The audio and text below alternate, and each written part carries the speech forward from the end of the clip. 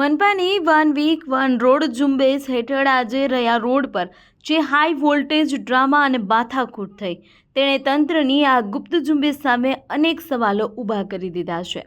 આખો મામલો એમ છે કે મહાપાલિકા દ્વારા છેલ્લા 1 મહિનાથી ત્રણેય ઝોનમાં 1 વીક 1 રોડ અંતર્ગત દબાણ હટાવવાની કામગીરી ચાલે છે। પણ નવાઈની વાત તો એ છે કે તંત્ર આ ઝુંબેશ એટલી ગુપ્ત રાખે છે કે નાના ધંધાર્થીઓને અગાઉથી કોઈ જાણકારી કે ચેતવણી જ અપાતી નથી।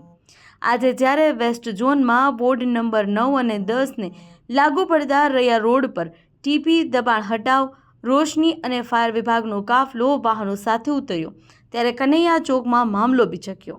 કાર્યવાહી દરમિયાન મનપાના સ્ટાફે કનૈયા ચોકમાં રાખવામાં આવેલું વર્ષો જૂનું ચોકના નામ સાથેનું શાઇન બોર્ડ ઉખેડીને સીધું ગાડીમાં નાખી દીધું।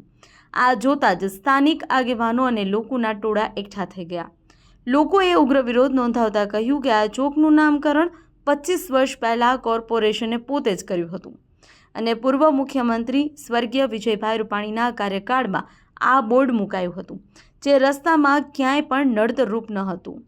આ બોર્ડ હટાવીને લોકોની ધાર્મિક લાગણી દુભાવવામાં આવી હોવાનો પણ આક્ષેપ થયો છે। મનપાના સ્ટાફે પહેલાં તો એવું કીધું કે વેસ્ટ ઝોન કચેરીએ આવીને બોર્ડ પરત લઈ જશો, પણ જનતાનો મૂડ જોઈ મામલો વધુ ઉગ્ર બનતા આખરે રકઝકના અંતે મનપાના સ્ટાફને નમવું પડ્યું અને ગાડીમાંથી બોર્ડ પાછું ઉતારી આપવું પડ્યું। આ તરફ વેપારીઓએ પણ તંત્ર પર આકરા પ્રહારો કર્યા છે। વેપારીઓનું કહેવું છે કે કોઈ પણ પ્રકારની નોટિસ આપ્યા વગર માત્ર નાના વેપારીઓને જ કેમ હેરાન કરવામાં આવે છે। હવે સવાલ એ થાય છે કે શું મનપાની આવી વિવાદાસ્પદ કામગીરી માત્ર દેખાડો કરવા માટે છે? શા માટે મોટા ગજગરા દબાણો પર તંત્રની નજર નથી? શું પ્રબુદ્ધ નાગરિકોમાં ચાલતી હપ્તાખોરીની ચર્ચાઓ સાચી છે? તંત્રની આ દાદાગીરી સામે વેપારીઓ હવે ઉચ્ચ કક્ષાએ રજૂઆત કરવાની તૈયારી કરી રહ્યા છે। આ કડવા સવાલો અને મનપાની કામગીરી વિશે તમારું શું કહેવું છે? કમેન્ટ બોક્સમાં જરૂર જણાવજો। વિડીયોને લાઇક અને શેર કરજો અને આવી જ સનસનાટીપૂર્ણ ખબરો માટે પેજને ફોલો કરવાનું ભૂલતા નહીં।